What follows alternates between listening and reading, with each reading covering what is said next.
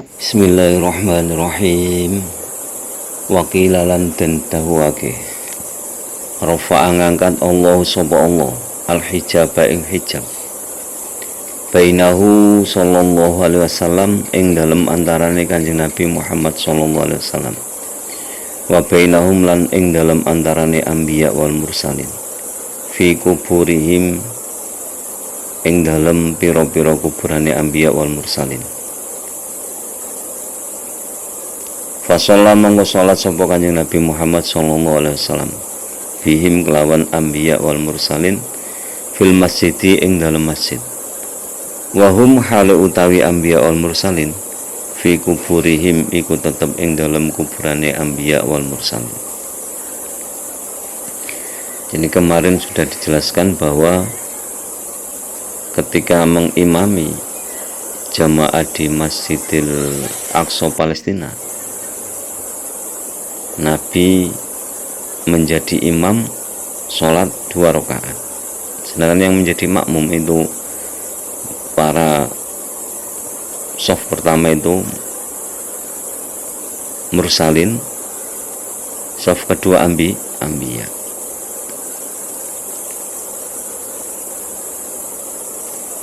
Lalu shaf ketiga malaikat, shaf keempat manusia dan jin yang tak terhitung barisannya. Lalu ada satu pendapat yang menyatakan bahwa sebenarnya Allah itu membuka hijab antara Nabi Muhammad SAW dengan para anbiya wal mursalin yang ada dalam kuburnya. Dari terbukanya hijab tersebut, Nabi Muhammad SAW itu sholat di masjid sebagai imam, sedangkan para anbiya wal mursalin itu sholat di kuburannya masing-masing menjadi makmum. Itu ada satu pendapat seperti itu. Jadi semua pendapat itu benar. Dan mereka melihat dari sudut pandang bagaimana. Walamma farahu lan arikalane rampung sapa Kanjeng Nabi Muhammad sallallahu alaihi wasallam min imamatihim saking oleh ngimami Kanjeng Nabi Muhammad sallallahu alaihi wasallam ing anbiya wal mursalin, nasaba mongko njejekake lahu krana arahe Kanjeng Nabi Muhammad sallallahu alaihi wasallam sapa Jibril, malaikat Jibril al mi'raja ing tangga alladzi kang yara kang ningali hu ing mi'raj al muhtadiru sapa kang hadir inda khuruji ruhihi ing dalem nalikane metune ruhe muhtadir taruju turkang munggah alaihi ing atase mi'raj arwahul mukminina apa pira-pira ruhe wong iman mimbani Adam saking anak putune Nabi Adam. Setelah mengimami Nabi Muhammad SAW, jadi Nabi setelah mengimami para anbiya wal mursalin, malaikat dan lainnya tadi, itu kemudian malaikat Jibril menegakkan tangga, yaitu tangga itu dipakai untuk naik ke langit.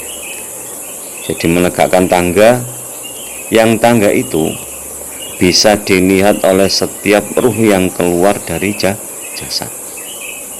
Jadi setiap ruh yang keluar dari jasad itu akan melihat tangga tersebut.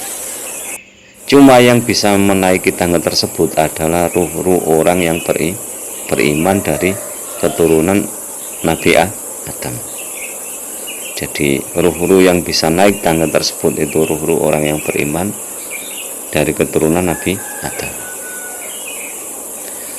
Fahuwa mongko utawi nasoba al-mi'raj iku li jasadi nabiyina krana mulyaake nabi kita khosotan ing dalam tertentune wali arwahil mukminina lan maring pira-pira ruh mukmin amatan ing dalam umume. Nah, tujuan dari ditegakkannya tangga tadi atau al-mi'raj tadi itu li jasadi nabiyina, untuk menghormati Nabi kita Muhammad SAW, wasallam secara khusus, dan secara umum itu untuk menghormati ruh-ruh orang yang beriman. Wa dzalika utai mengkono-mengkono nasobal mi'raj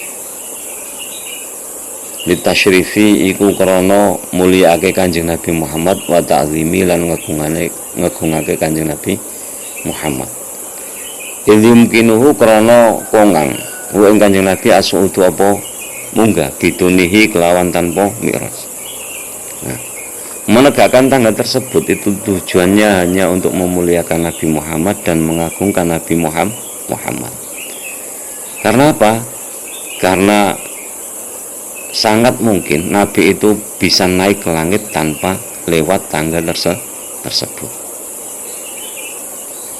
Walam tarolan ora pisan-pisan ningali al-khola iku sapa pira-pira makhluk ahsanu kang luwih bagus minhu tinimbang Kanjeng Nabi Muhammad sallallahu alaihi wasallam. Lamun nyento ditinggali sapa ilahi Kanjeng Nabi Muhammad sallallahu alaihi wasallam. Nah, ketika itu tidak ada satupun makhluk yang paling tampan ketika dilihat kecuali Nabi Muhammad sallallahu alaihi wasallam. Jadi Nabi Muhammad sallallahu alaihi wasallam itu manusia yang paling tampan daripada yang lainnya. Lahu iku kedue mi'raj marokun opo piro-piro undakan muta'addidatun kang wawilangan. Yuqalu den ucapake lahu kedue marok al mi'raju opo tangga. Jadi mi'raj itu dinamakan mi'raj itu atau tangga itu karena ada undakan-undakannya. Jadi ada tahapan-tahapan untuk naik ke atas. Wa marokihi lan utai pira-pira undakane mi'raj mukhtalifatun iku beda-beda. Di anaha krana sak temene mukhtalifah iku mirqatun utawa marqatun undakan kang sepisan bi fathil mimi ka fathha mime ay marqatun min dhahabin iku saking emas. Karena tadi beberapa undakan-undakannya itu ada undakan-undakan yang pertama, undakan-undakannya itu berbeda-beda. Jadi undakan pertama, kedua, ketiga dan seterusnya itu berbeda-beda. Nah, mirqatun untuk marqatun bi fathil mimi min dhabin. Jadi undakan yang pertama itu dari emas. Wa faqaha lan utawi dhuwure marqatun min dhabin iku marqatun utawi undakan min findotin saking perak.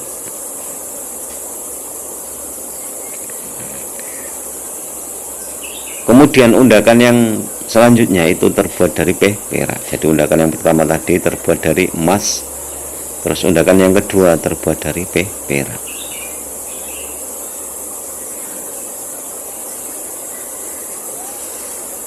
Wa hakadha lan kaya mengkono-mengkono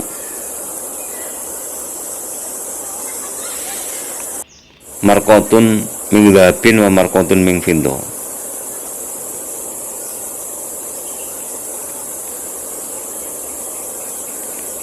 Wa hatu janibaihi lan iku ing dalem salah sijine marqatun yakutatun opo intan yakut hamraun kang abang. Wala kharulan ing dalem sise kang meneh zamrudatun opo intan zamrud hadroun kang ijo.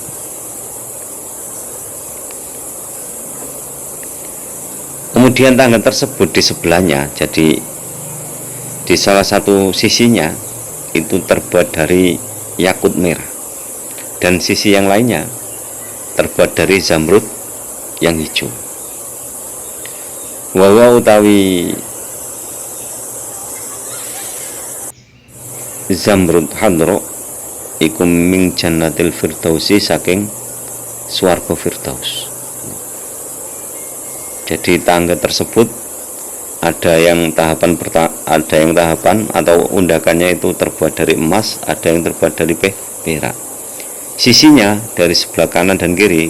Kalau sebelah kanannya itu dari hamro, dari yakut merah, berarti sebelah kirinya dari zamrud hijau.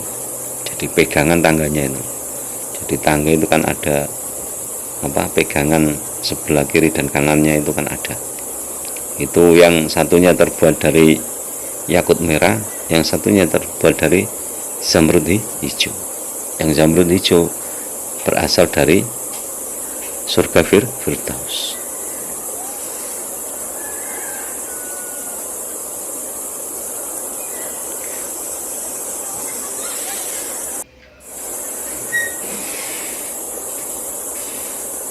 Wa mursiun lan den poles apa mi'raj bil lu'lu iklawan lu'lu.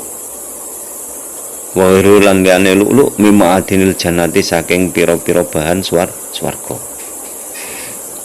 Jadi tangga tersebut, mi'raj tersebut itu semua dipoles atau dihiasi atau istilahnya dikrum dengan lu'lu.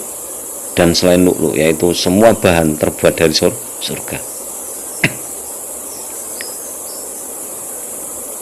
Wa yaminihi lan iku saking arah tengene Kanjeng Nabi Muhammad sallallahu alaihi wasallam malaikatun sapa malaikat.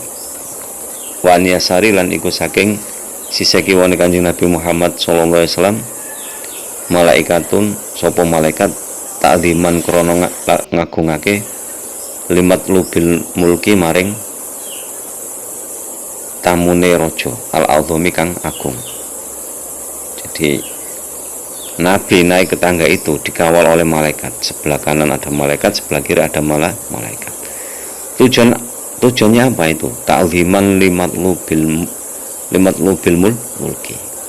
Jadi untuk mengagungkan tamunya raja al-azami kang agung. Jadi Nabi mi'raj ke langit itu sebagai tamunya Allah, dijemput oleh Allah dengan menggunakan buraq. Kemudian setelah sholat itu dikasih tangga naik ke langit. Biarpun Nabi bisa naik ke langit tanpa tangga tersebut, tapi tangga tersebut itu untuk menghormati dan mengagungkan Nabi. Itu seperti kalau misalkan istana kerajaan atau istana kepresidenan nyambut tamu agung itu kan digelari karpet merah. Ya, seperti itu gambarannya. Jadi Allah juga memuliakan Nabi ya seperti itu, dipasangi tangga untuk naik ke langit. Meskipun tanpa tangga bisa naik, tapi kan itu untuk memuliakan Nabi. Jadi biarpun tamu agung itu tanpa digelari karpet merah kan ya bisa lewat, tapi kan dikasih karpet merah untuk memuliakannya. Itu tujuannya seperti itu.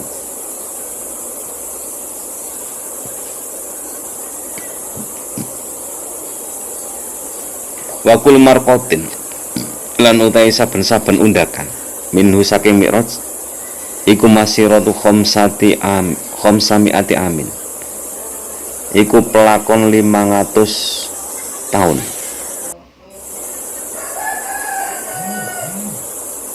Jadi tangga undakan pertama itu kalau dilalui itu butuh 500 tahun untuk bisa melaluinya.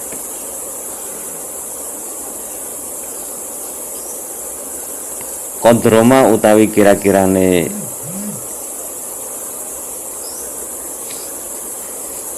marko iku baina samai ing dalem antarane langit wal ardi lan bumi. Jadi tangga yang pertama tadi, undakan yang pertama itu lebarnya itu kira-kira seluas langit dan bumi. Fa jumlatuhu mongko utawi jumlahe marko asyaratun iku asyaratu marokin iku 10 pira-pira undakan.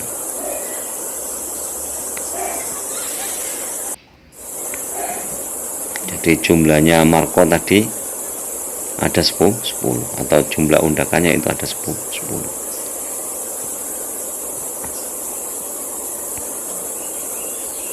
Waya utawi marok asyaratu ma'ariji iku 10 pira-pira tangga. Jadi jumlahnya 10, tangganya 10. Jadi satu tangga, satu undakan itu seluas langit dan bumi ukurannya. Kalau ditempuh dalam perjalanan itu butuh 500 tahun. Itu. Kalau dibilang lamanya bagaimana ya nggak tahu. Itu terjadi cuma satu malam.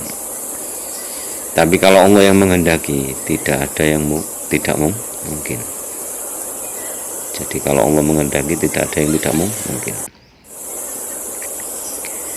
Jadi demikian penjelasan singkat tentang Mi'raj Nabi. Insya Allah akan disambung pada pertemuan berikutnya. Semoga bermanfaat fitin wa dunya wal akhirah. Kurang lebihnya mohon maaf. Wallahu alam bisawab. Allah wa rasuluhu alam. Akhirul kalam ihdinas siratal mustaqim. Wallahul muwaffiq ila aqwamit thoriq. Wassalamualaikum warahmatullahi wabarakatuh.